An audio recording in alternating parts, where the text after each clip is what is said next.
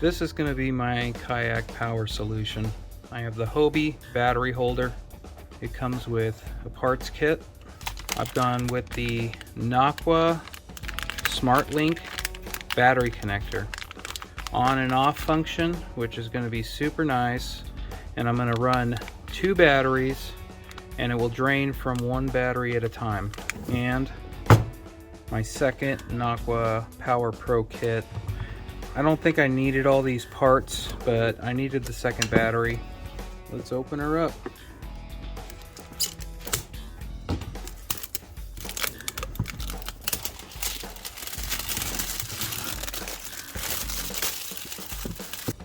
Very nice box. A disclaimer, a second charger for me. It's got a series of LED lights, and it's a decent charger. We've got a component pack, which I'm not going to need, and we got the battery inside of a neoprene case. Oh, looks like we got a loose O-ring too. Aha! Fell off the charger cable.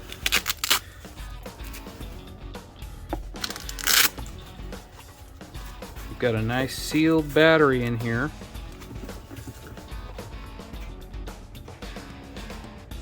Rubber coated, good fit and finish on all this stuff. Alright, so the idea is that this is going to mount directly on the mast mount. These 2 batteries will fit in here somehow.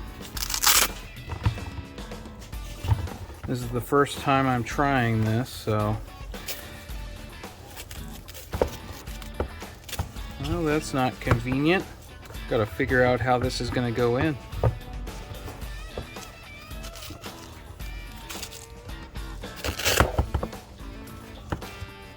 Struggling with this thing.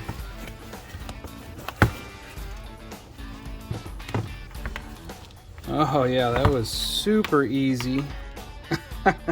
There we have 2 batteries. I'll see if I can do this once it's mounted inside the kayak.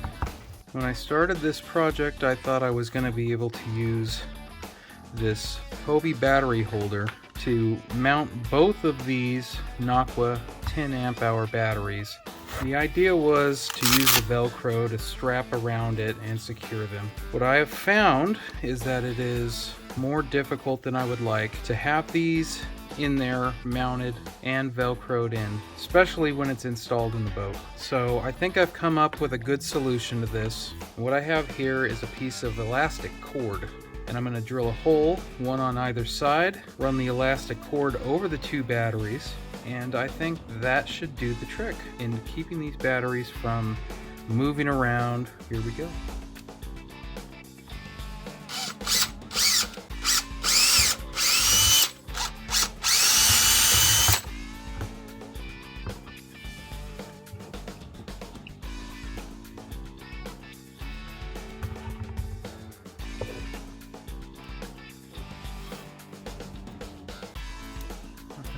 That seems good and tight. That ought to do the job.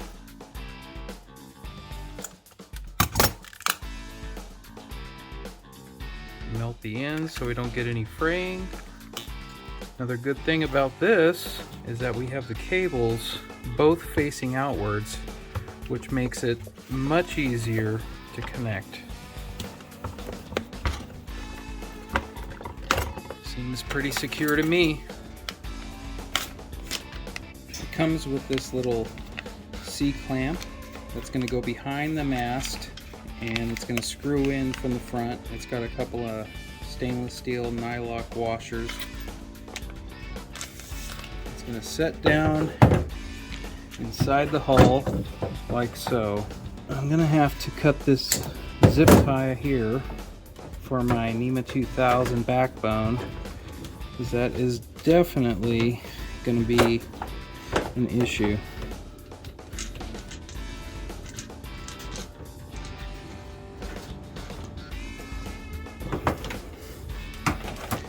There it is. Well, I'm going to take this little bit of time to redo the wiring, clean it up a bit.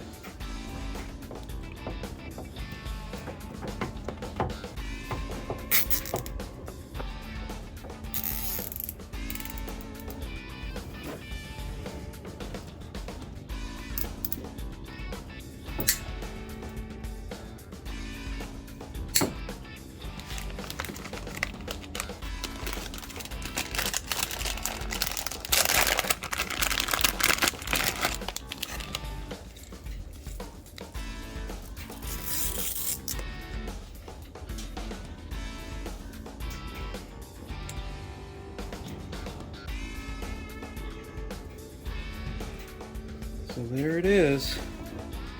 Dual batteries running into the smart smart switch. You press it on, press it off.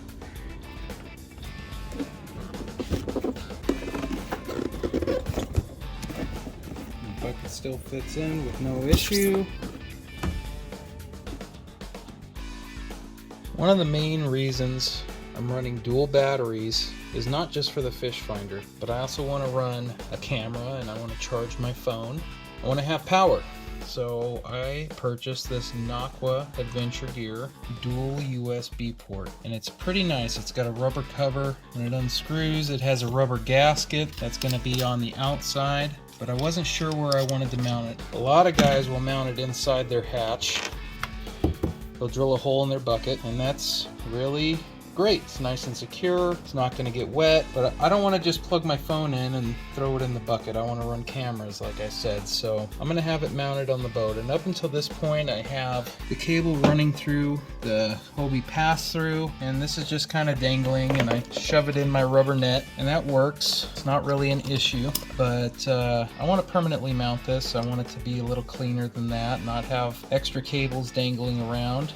And I hadn't done it up until this point because I wasn't sure where I was going to mount it. So I've decided to mount it right next to the pass-through. So I've purchased a 1 1/8 hole saw. I'm going to drill a 1 1/8 hole in my boat, which kind of kills me, but I think it'll be fun.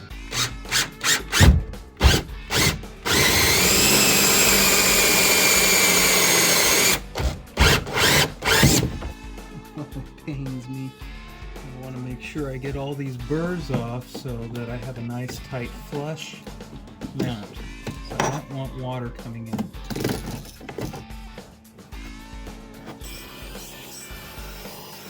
To add an extra layer of waterproof protection, I'm going to put some amazing marine goop on the inside of this hole. I'm going to take some of the goop, smear it on the inside of the hole.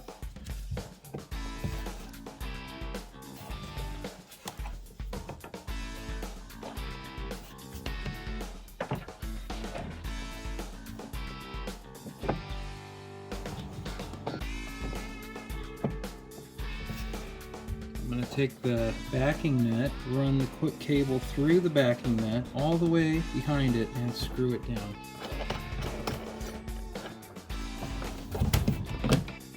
There it is. And the last thing to do is to plug it in. I had to get another Nocqua component splitting cable that I've run up here.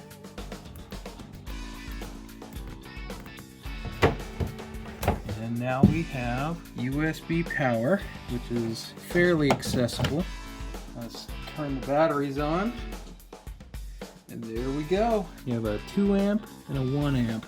And that should be more than enough to run my GoPro and charge my phone.